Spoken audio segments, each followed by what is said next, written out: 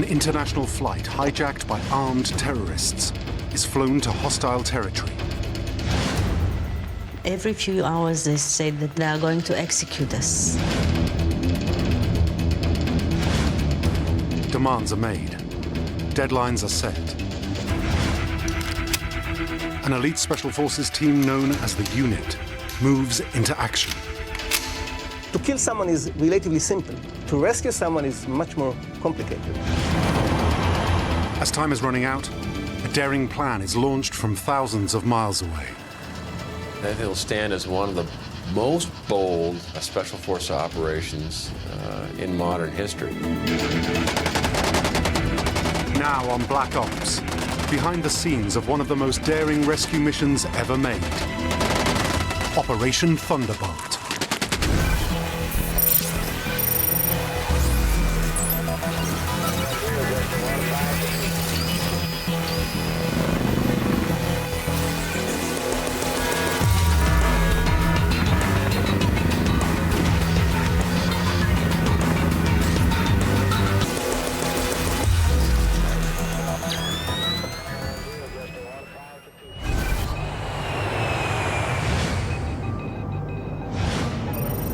Air France Flight 139 from Tel Aviv to Paris makes a stopover in Athens.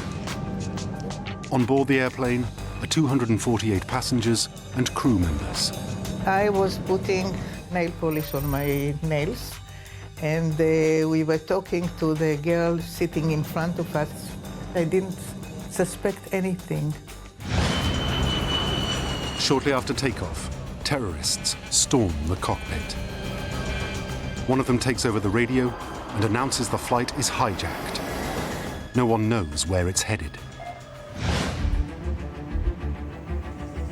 In Jerusalem, a routine cabinet meeting is interrupted, and the message is delivered to Prime Minister Yitzhak Rabin. Defense Minister Shimon Peres is also getting the news.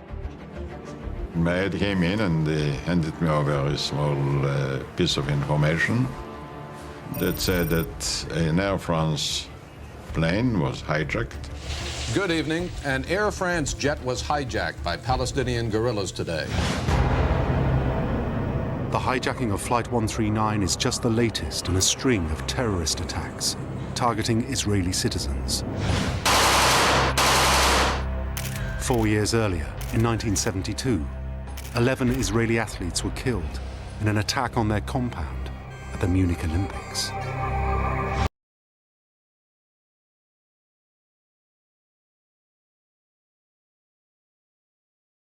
Passengers waiting for their luggage in Tel Aviv airport. And in 1974, terrorists sieged a high school in northern Israel, killing 22, most of them young students. Immediately after the hijacking, Israeli special forces are put on high alert. The authorities are expecting the plane to arrive in Tel Aviv. But the hijackers have a different plan. One of them is a trained pilot. He instructs the captain to divert the flight to Libya. He knew exactly how to fly an airplane, and he had the maps that he needed, and he followed our pilot to see that he's taking him wherever he wants to go. On the ground in Libya, one desperate passenger pretends to be having a miscarriage in an attempt to escape. She is released and immediately met by Israeli intelligence officers. They learn from her that there are 4 terrorists, 2 German and 2 Palestinian. They are armed with guns and grenades. The plane continued to fly, and we didn't know to which destination. It is headed to Africa. In the early hours of June 28th, Air France Flight 139 lands in Entebbe Airport in Uganda, more than 2,000 miles from Tel Aviv. At first, the passengers think the crisis is coming to an end. They told us we are going to be released in Uganda. But as soon as they get off the plane, their hopes are dashed. There were 2 rows of Ugandan soldiers standing with guns, and we were in the middle, and they led us into the terminal of Entebbe. That was a second very big shock. We were sure that we are free to go. And then we saw that lots of Ugandan soldiers are waiting for us there, and 6 more terrorists were waiting for us there. Instead of being released, they are led to an unused terminal in Entebbe airport. They told us that we are going to stay there, and later they brought us mattresses and blankets.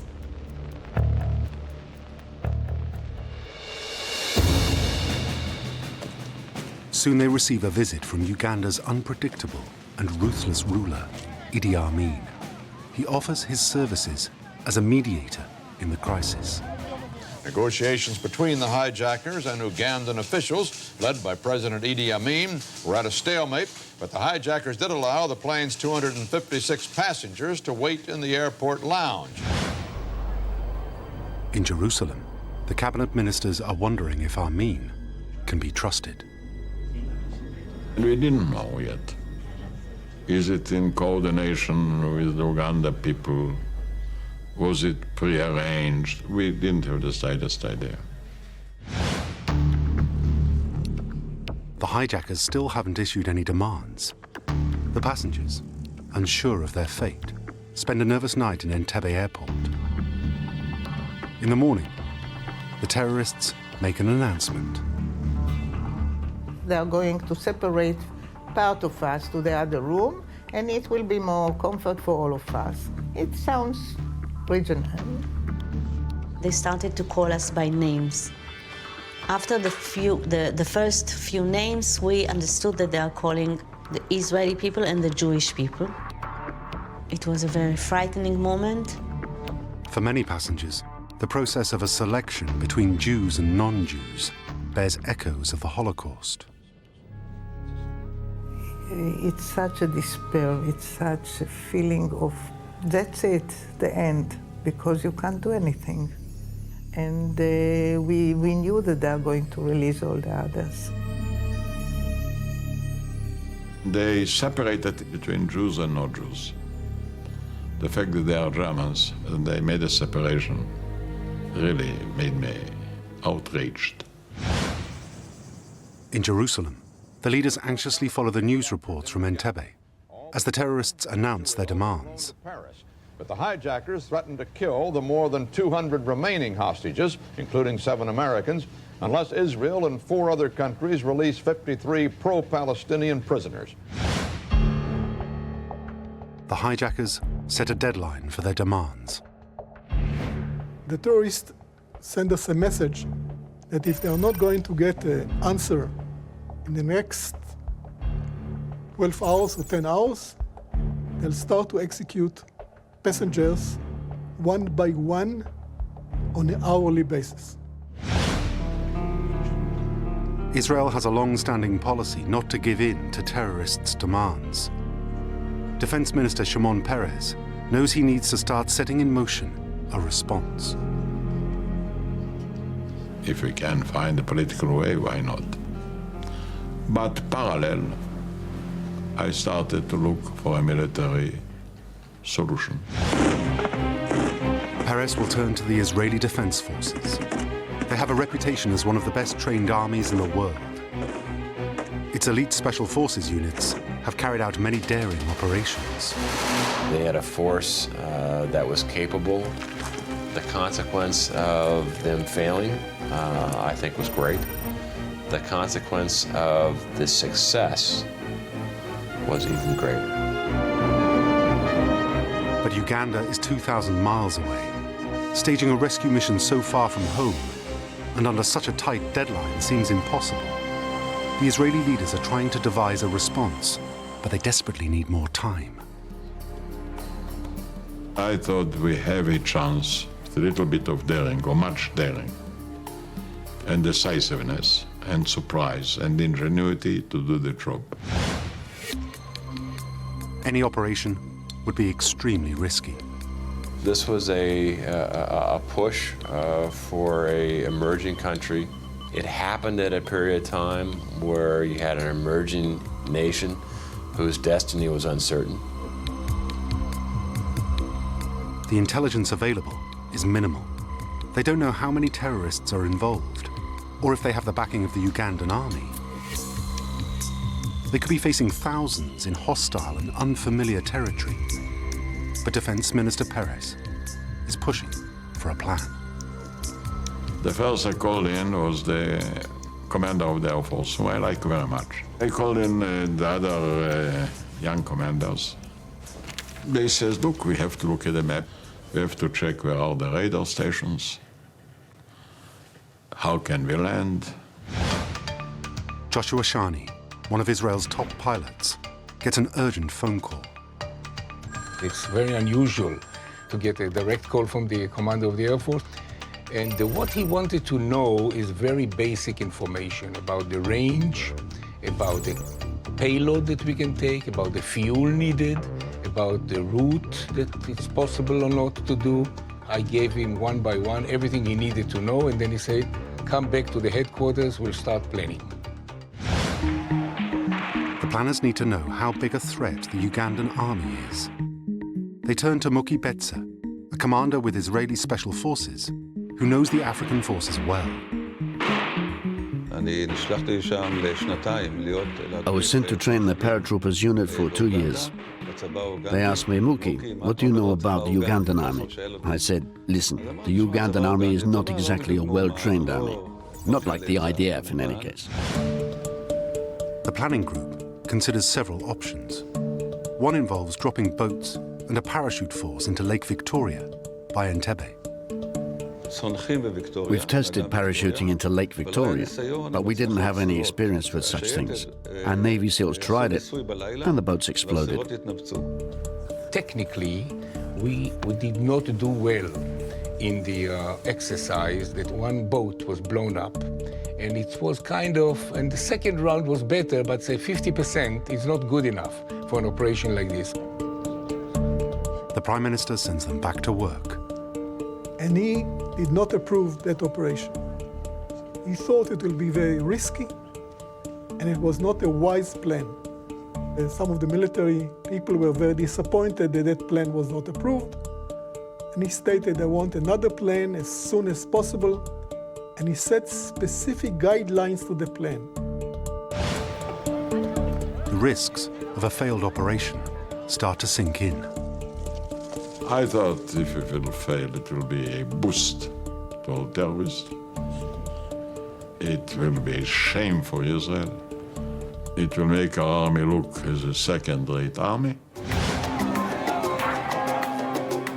Meanwhile, the government is under enormous pressure from the families of the hostages to give in to the terrorists' demands.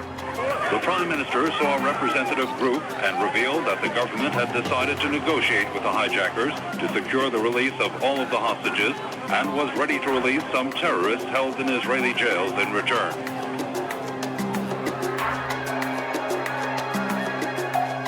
Their message was, do whatever we can to meet the terrorist demand and free our fathers or mothers and relatives.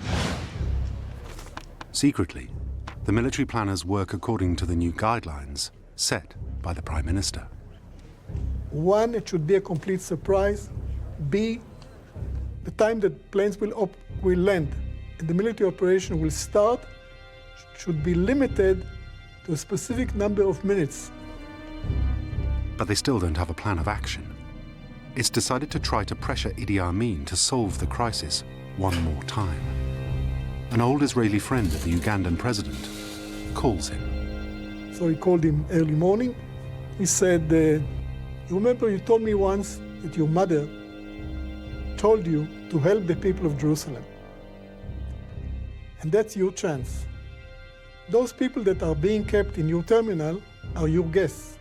But if you will not take good care of them, you might pay a price for it. The calls convince Israeli leaders that their only remaining option is a daring military raid. But negotiating may allow them to buy more time to solve their big problem. The planners are hampered by a lack of intelligence.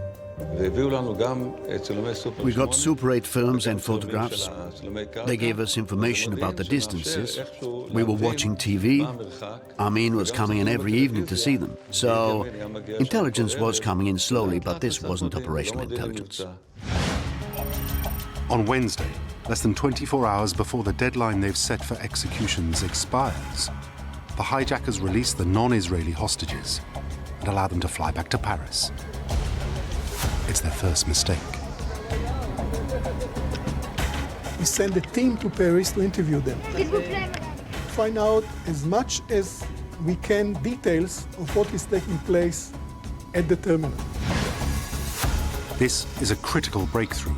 The released passengers provide them with information about the number of terrorists, Ugandan troops helping them, and the exact location of the hostages. With the new intelligence, the odds that the raid may work improve. We were sure that coming to Entebbe from out of the blue, and Entebbe is so far away from Israel, and with our force we can finish it in less than 2 minutes. Trying to gain that upper hand, attack the enemy on your terms, and trying to achieve that element of surprise, and that was probably the greatest thing they had going for them. Then another piece of encouraging news arrives.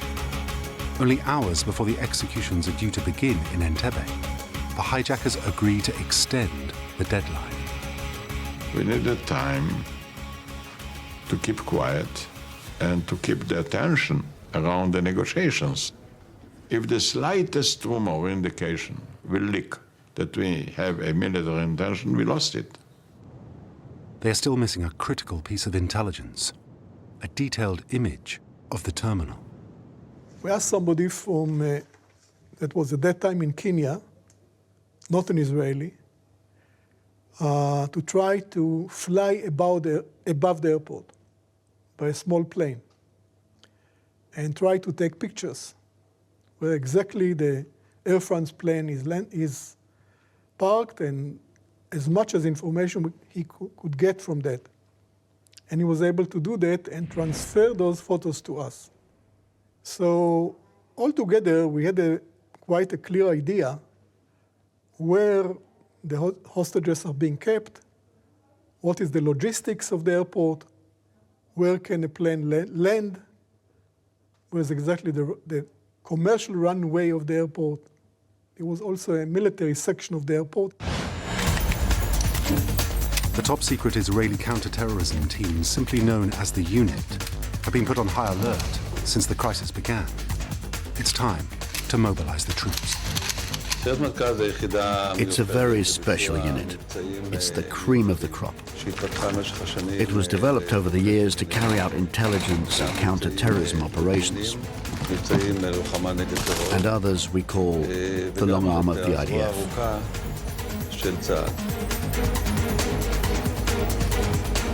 The unit has built its mystique by carrying out the most daring missions, operating behind enemy lines and rescuing hostages. It has this significant reputation because it took part in many special operations. Like other Black Ops units around the world, the unit's operators have to go through a grueling selection camp to join.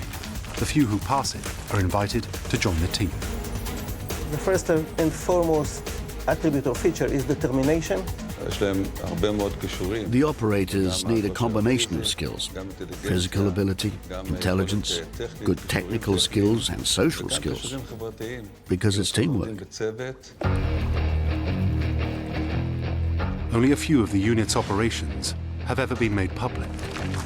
Among them, rescuing hostages from terrorists who hijacked a Sabina airline flight in 1972. When the plane arrived in Tel Aviv, the troops pretended to be technicians coming to fix the plane. They then stormed it and rescued all the passengers.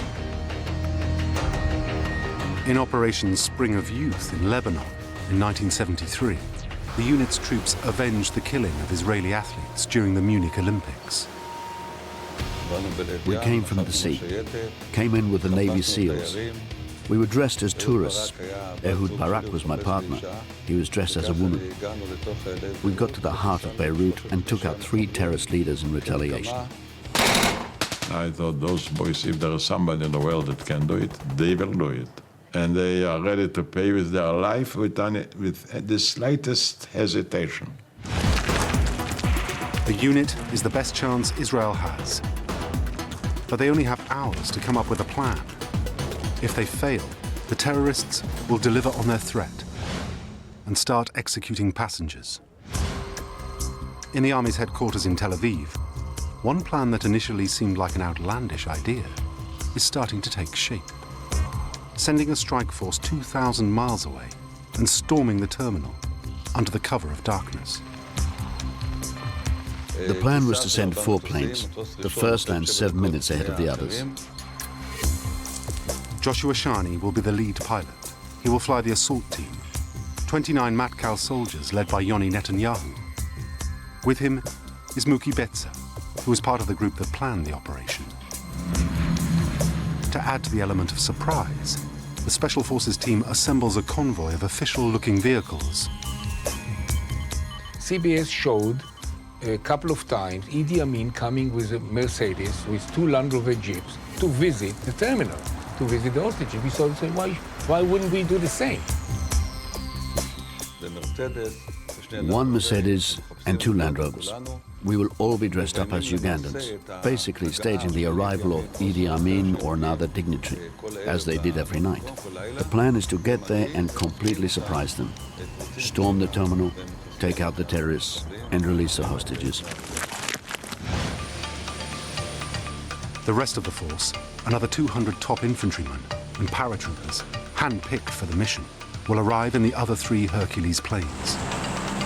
The other 3 will wait 7 minutes in a holding pattern just south of him, around the border of Kenya and Uganda, just to make sure that we will keep the maximum surprise, minimum noise.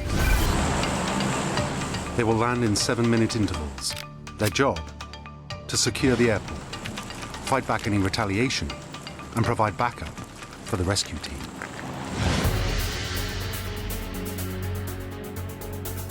The unit's senior operators are assembled. Amir Offer is at home, just days before finishing his mandatory service with the unit. It was a very frightening phone call, I must admit. I was told, come immediately to your base. All of us were very worried. It was a very dangerous operation. Practice begins. They need to be ready for every potential scenario. Our planning seemed perfect, with a high probability that throughout the journey, the landing, and the raid on the terminal, we will be able to maintain the surprise element. Israel's leaders and top military commanders are invited to observe a dress rehearsal on an improvised model of the terminal. When you decide on operation, you have to take a risk. The question is it a reasonable risk? I wouldn't do it to commit suicide. And when I saw the boys, I saw the preparation, my self-assurance grew up. At the end of the rehearsal, the Chief of Staff wants to know what are their chances of succeeding. He collected all the commanders together after the rehearsal. He asked each of us to say if we believe in the plan or not. All of us said that 70 to 80% it would fail. But we decided to go. When you have the type of well-trained personnel and some of the ground forces are exceptionally well-trained, you do what you have to do in order to accomplish the mission. The hijackers' new deadline is approaching fast. Perez, the Minister of Defense, needs to convince Prime Minister Yitzhak Rabin to green light the risky operation. He struggled with that decision for a day and a night. He told me that he hardly slept. I wanted to carry out the mission. I wanted to do it. I saw that it's possible. I wanted to be a part of it. And I was very anxious to get airborne and get out and do it. And we were sitting there waiting for an approval. 5 days into the crisis, on Friday, encouraged by the latest developments, Rabin, who was a former general, is persuaded. He accompanied me to the elevators and said to me, Amos, if the military operation will fail, and the chances are 50-50, I will resign the following day. Prime Minister Rabin wants the entire government to sign off on what has been until now a secret plan. As time is running out, 200 of Israel's top fighters are taking off to Africa, ready to carry out the daring rescue raid now codenamed Operation Thunderbolt. The final go or no-go will be given while they are in the air. We took off to the mission without the final approval of the government. The assault teams had less than 24 hours to prepare before changing to Ugandan uniforms, their operational disguise as they attempt to pass themselves off as an official escort to Idi Amin's motorcade. I was totally sure that no one will approve the operation. It will be cancelled within a few hours. It was too risky, too far. It was a crazy operation. The troops are getting a quick last-minute briefing. Yoni Netanyahu, which was our commander, explained that we have a very short time to prepare the operation. Therefore, we will not discuss any activities of other forces. He just told each one of us what's a specific role of each squad. Meanwhile, in Jerusalem, an emergency cabinet meeting is called. Unless all ministers approve the plan, the troops will be called back. The Hercules planes have been in the air for nearly 2 hours when a message arrives. Operation Thunderbolt is a go. Given that the consequence of both failure and success for the state of Israel, I think it was a very, very tough call, but it was one they had to make. In Entebbe, for the hostages, the situation seems hopeless. We couldn't even, for 1%, think that the Israelis are coming to save us there. No way. We didn't know what's going on in Israel. Nobody was talking to us. The deadline for executions to begin approaches. Every few hours they said that they are going to execute us, each and every one of us. I remember that my thought was I would like to be one of the first because I couldn't think seeing the others being killed. It was despairing, not giving any hope. The 4 Hercules planes head north, then turn south, flying over the Red Sea and over to Africa.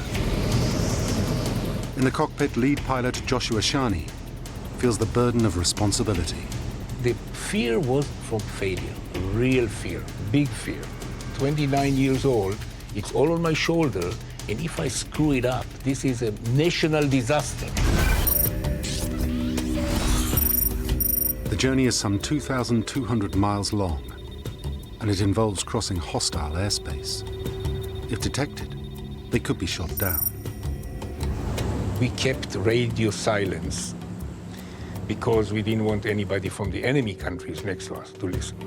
To avoid getting detected, they fly as low as only 100 feet above the sea, making the journey a rough one. Even so, some of the troops use the time to prepare.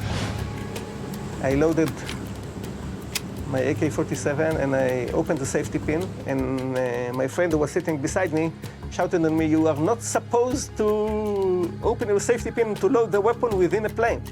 I told him, "Shut up, this is a real war." Others, like Martin Velani, the operation's deputy commander, and Yoni Netanyahu, the unit's commander, managed to catch a few minutes of sleep. Both of us occupied this bed. with full gear and weapons. We tried to sleep. It's a long flight. I found very difficult to understand how a guy that's going to storm and his chances to get killed are 50% can sleep like a baby. And he did sleep like a baby. Just as they get to the border of Kenya and Uganda, the pilots break formation and separate. Shani, carrying the attack force, continues directly towards Entebbe, while the others reach the airport from another direction. The aim is to time their arrival to maximize the potential surprise. Very dangerous, you know, flying into an airfield that enemy forces are controlling with aircraft that are essentially unarmed. You know, they didn't have cover, didn't have gunships covering them to be able to come in, land. When we had to pick up the time of landing, we knew it should be the middle of the night sometime. As the plane approaches Entebbe Airport, the control tower, anticipating another arriving flight, asks the plane to identify itself. Shani's answer could seal the fate of the mission. In broken English, they start asking questions. And our captain, he gave the right answer. Shani manages to pass as another incoming flight without raising suspicion, and his plane lands at 11:01 p.m. Uganda time, right on schedule. The rest of the force, 200 troops, should arrive within the next 15 minutes. When I was at approximately 1,500, 1,000 feet over the lake, I saw the lights of the runway very clear. And all of a sudden, I was relieved. The flight was behind me. I was in the formation. I was exactly on time. The runway is in front of me. Piece of cake. And then, when I was at 300 feet, approximately 300 feet, all of a sudden, the lights went off. Complete darkness. My first officer unbuckled his harness, stood up, peered through the windows, looking for any clue. Where is the runway? But until then, the Matcal operators are on their own. Of the intelligence that we got was that there are between 200 and 1,000 soldiers in this specific airbase. And we were supposed to be alone for about 7 to 10 minutes. When you think that you are 29 against, let's say, 1,000 and about 8 to 15 terrorists, it's a crazy operation. Everything goes according to the plan. I taxied all the way almost to the old terminal, where the hostages were held. While the plane is still taxiing, the assault force gets into the official-looking vehicles to pose as Amin's motorcade. The next moments are critical. They have to get right up to the terminal without being detected. We jumped out with the Mercedes. The air was fresh right after the rain. We are driving slowly, adjusting our speed to our surroundings.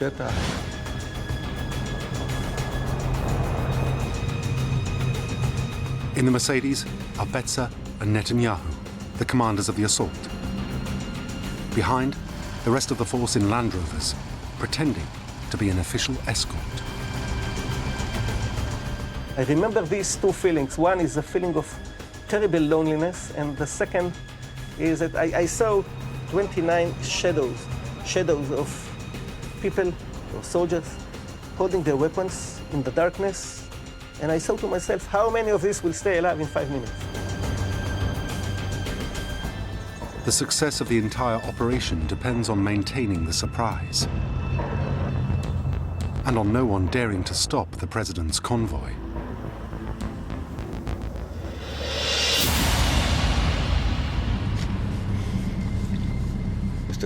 We look straight ahead, and we see 2 Ugandan soldiers standing there, a little bored.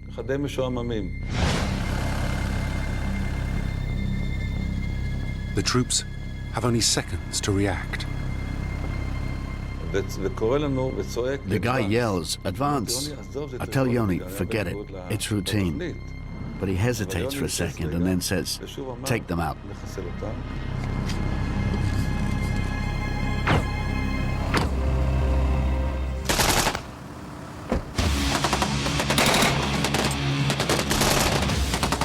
There was a burst of non-silenced fire, and at this moment, it was obvious that the element of surprise gone.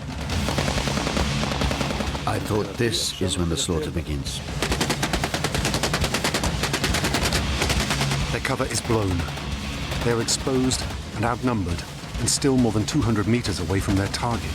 The hijackers could start executing hostages immediately. Hundreds of lives are on the line.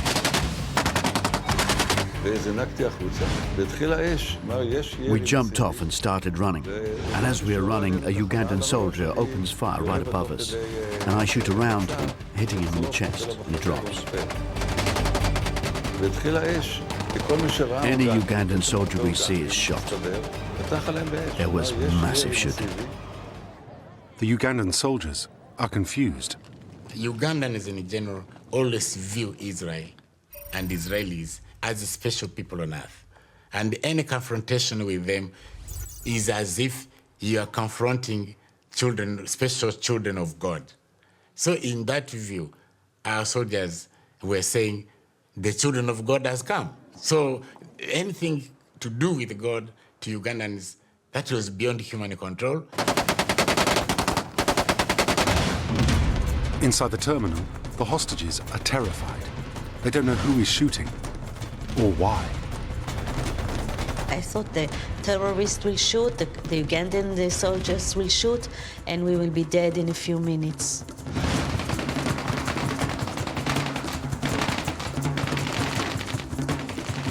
They were shooting, terrible shooting all around. Noises, shouting, lights, everything. We were sure that that's the end. It comes now. Everything now depends on how quickly the assault force can get to the hostages. It was critical to enter as fast as possible. Amir Offer is the first inside the terminal. I couldn't see my commander, and I was sure that he already ran and he disappeared in the darkness, and I must run as fast as I can in order to catch up with him and to cover his back. He is on his own, with no cover.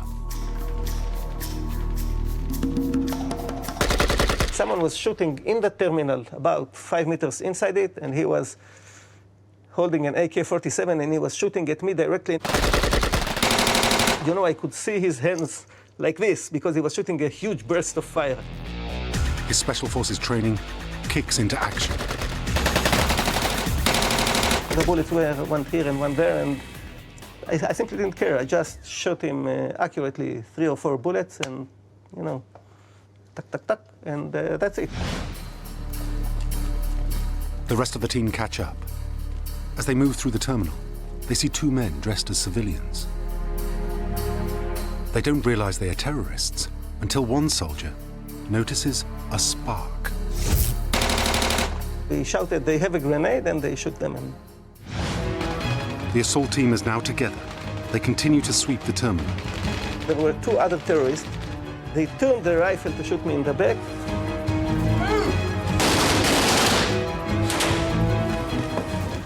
Within 5 seconds, I was supposed to die twice. Next, the troops advance into the passengers' hall. We were scanning the whole room with our eyes, looking for more terrorists. The hostages have no idea who these soldiers are. It was very frightening moments. It looks like hours. And we didn't understand what is going on. In my left hand, I pulled the loudspeaker. My right hand was still on the trigger. And I said, "Everybody lie down." They were totally sure that they are now going to be executed. In the confusion, one hostage, Jean-Jacques Maimoni, excited to be rescued, leaps to his feet. He jumped against my explicit instruction to lie down, and he was mistakenly considered to be a terrorist who is jumping in order to run and activate a bomb or whatever, and he was shot. I shouted to him not to move, but he didn't hear me. There was already too much noise from the shooting. Then I wanted to pull him with his foot, but there was too many bullets around. He jumped to say, "Wonderful for saving me." Maimoni is one of the 3 hostages killed in the crossfire. The hostages start to realize what is happening. They started to raise a little bit their heads and just, to look from the bottom, from the floor, to look up. And suddenly they identified, or they understood that they're not going to be killed, that someone came to rescue them. And it's an amazing moment. It's like if there was an angel coming out of the sky. It was such a surprise. By now, the rest of the Israeli force has landed and is battling the Ugandan army outside. The Hercules pilots are waiting in the dark. They were shooting all over the place, tracers, and I couldn't tell if they are aiming to us or not. One bullet at the right place, the airplane is grounded. You cannot take off. Inside the terminal, the assault force needs to report to the unit's commander that the team has eliminated the hijackers' threat. I call Yoni on the radio and I say, "Mission completed." "Yoni," I say, "completed," just like in the rehearsal. Nothing. The unit's communications officer picks up. He's yelling, "Yoni is hurt, Yoni is hurt."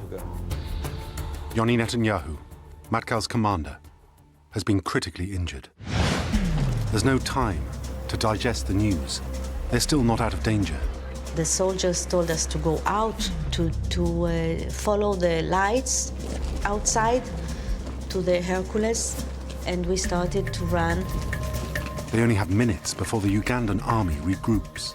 Amin's reaction was furious. He regretted that he had been duped by Colonel Balev, that they were negotiating with a view to peaceful exchanges. Yet the Israelis had been having double planning. That kind of thing, to my view, annoyed him more. The hostages and the troops are still at least 8 hours away from home in a hostile country. My issue was at that time to make sure that we can get the hell out of there. The evacuation must begin. We had to count the soldiers a million times just to make sure we are not leaving anyone behind. It was so critical. And when we felt everybody that was ready took off. But not everyone is on the plane. Ilan Hatu's elderly mother was taken to a Ugandan hospital the night before. I said I had a mother who was in hospital 30 miles away, of course, 30 kilometers away. Of course, I knew they couldn't get there. There was no time for them to go and save her. But I told them to try to speak with whoever they can. And the people in the plane told me that Africans usually are very respectful to old women. The Israeli force needs to make sure they can't be pursued by the Ugandan army. A demolition team moves in to destroy the entire fleet of MiG fighter planes.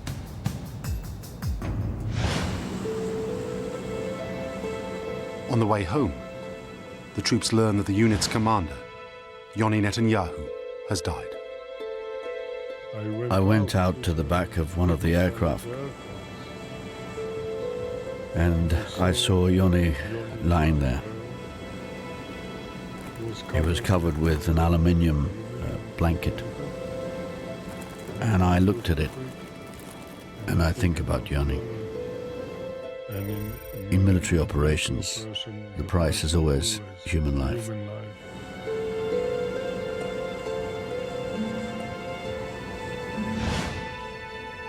"2,000 miles away, the government in Jerusalem is waiting for an update.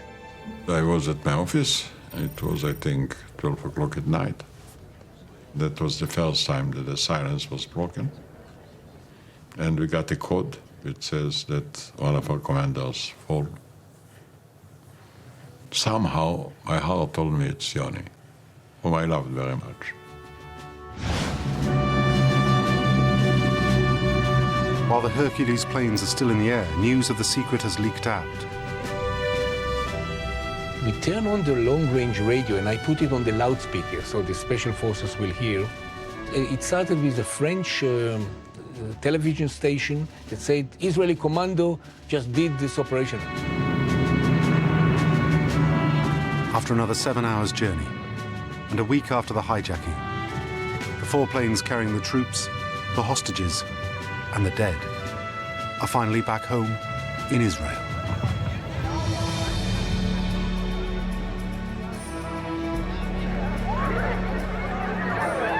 Everybody, all our friends, all of them were there. It was unbelievable. I thought that the whole country is waiting for us in the airport. Lots and lots and lots of people. The pilots can finally relax. When you have this kind of responsibility, you function. Adrenaline is so high, you just function and you don't know how. I totally collapsed when I got home.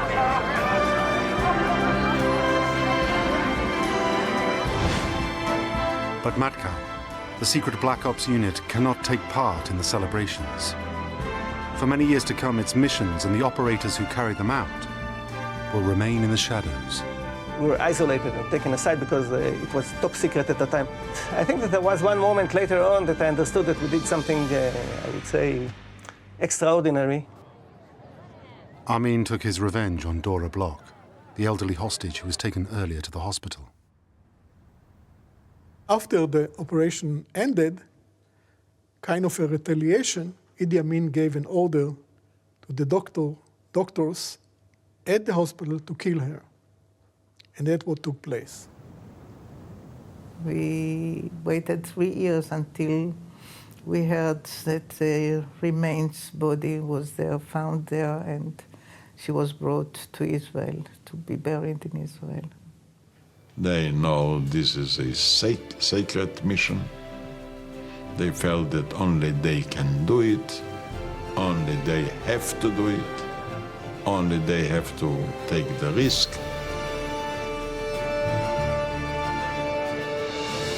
It was not God that worked overtime. It was just we did a good job like we were expected to do.